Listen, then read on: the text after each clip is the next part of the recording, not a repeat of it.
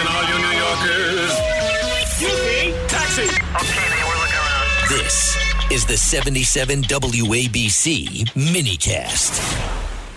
Well, calling in now, a good friend, JT Foxx, a Canadian-American businessman. He lives in Nashville, but he travels all over the world. He's a real estate investor. He's also in AI. Well, JT Foxx, what the heck is going on with you?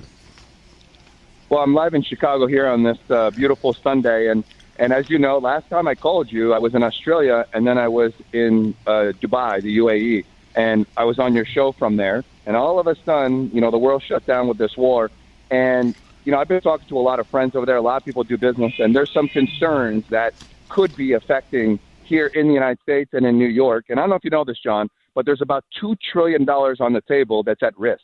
All these sovereign funds are holding real estate, treasury, tech, and they could pull out and they would feel the money. And this is what's continuing. So it's the equivalent, John, that you're my friend and I like you a lot and we're working together. And all of a sudden you start doing some stuff that I don't really disagree with, and that's fine. But when it starts affecting my money, then I'm trouble. And I don't know if you know this, John, but every minute that the UAE airports, the Dubai airport is not working, they lose $750,000 per minute. Sorry, $750 million per minute. That's how much money there is. And their economy is blooming. There's no tourism, which is about 90% of the economy. And so this is really affecting this. And that means that's going to be less money for them to invest in real estate in New York City. I mean, a large part of the boom that's happened in New York the last 5 years was fueled by people in the Middle East. They're holding back. They can't even get out of the place. So there's a really big threat. And the AI boom, which has been fueled by Middle East companies investing into AI, data center, NVIDIA, lots of companies in New York City. So I think we're going to feel the pain. And the longer this goes, if they start pulling their money out, then a lot of people are having blank checks in the Middle East. And I don't know if that's going to continue going because they're really hurting down there and they're really getting mad. So that's kind of the update. JT, and it's kind of like they're you depend on me to give you the other side of midnight. And we are on the other side of midnight. And the fact is, and I understand that, but if you look at the big picture from 51,000 feet, and the fact is that without terrorism and without Iran, someday if they had nuclear weapons, was looking to conquer the Arab empire, because you can't believe anything that they were saying. And I believe that President Trump did the right thing on getting rid of the Hitler, or whatever you want to call him, of the 21st century. It's 90 years ago, and whoever believed Hitler 90 years ago ended up in deep trouble. And I believe getting rid of terrorism, I think, is the right thing to do. And I think the leaders of Saudi Arabia and all those countries realize at the end it's not fun, but it'll be over in the next 30 to 45 days.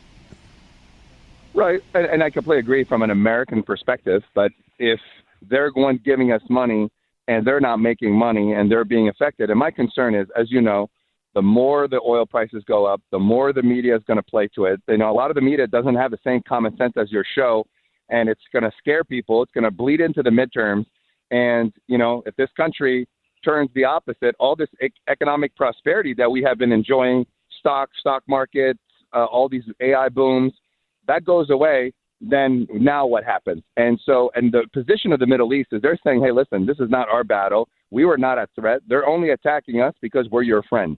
And so it'll be like, maybe we're not going to be your friend. And so from an American perspective, but now we have all these countries that are dumping a lot of money into our country. And President Trump has done a phenomenal job getting that Middle East money, investing in the United States. But if you're losing a lot of money, you'll be like, you know what, maybe I'm not going to give you that money anymore. Maybe I'm going to hold back. Or maybe I need to save up money in case it happens. And that's the other side of the coin. We have to take a look at both sides because we're not the only players in this.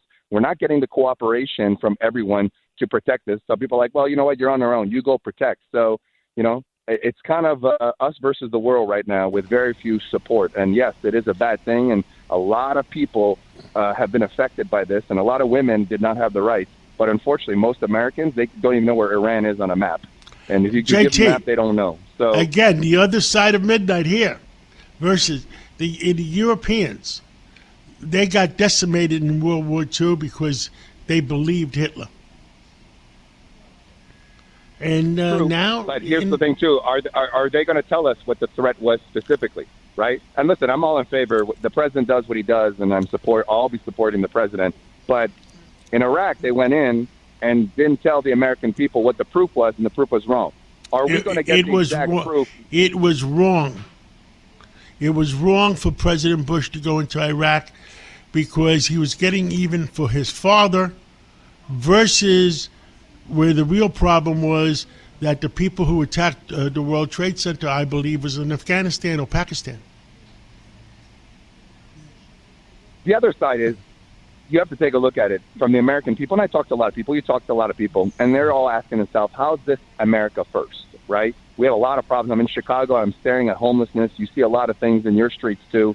There's a lot of things that are happening, and everyone was talking about Somalia fraud, which is obviously a huge issue. But I think we spent already more in the war since we started than the entire Somalia fraud by far. And I think that's the concern. As you know, the longer it goes, the worse it becomes. It has to go over quickly. And the question is, when is it over, right? When is it officially over? Because they don't seem to be backing down, and they're only attacking the other Arab countries so they can get media press, so that we can talk about it. If they weren't attacking it, nobody would care. But now they're attacking friends of ours, people that support us, and that's my concern. The longer this goes, the more people will turn. People have no patience, John.